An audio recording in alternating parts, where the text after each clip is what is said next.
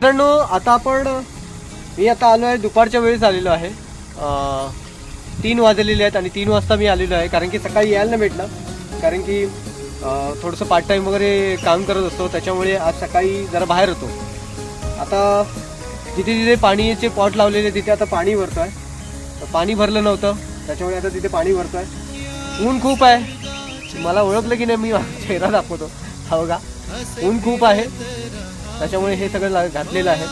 तर मित्रांनो आता हे आपले कॅन जे आहेत ते आता भरलेले आहेत आणि आपण तिथे एवढं लांब तिथे पाण्याचे पॉट बसवलेले आहेत मोठे मोठे. तर तिथे आपण पाणी टाकतो जेणेकरून इकडच्या प्राणी पक्ष्यांची तहान भागेल.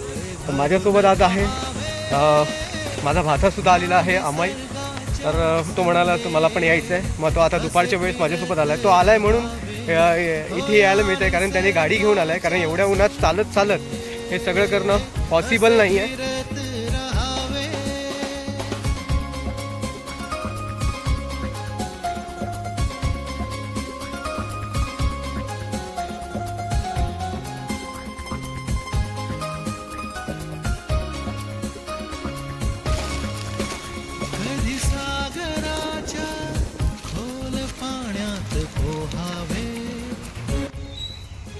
हे जे काय आहे ना, ही सगळी आहे ना, ही काळाची गरज आहे.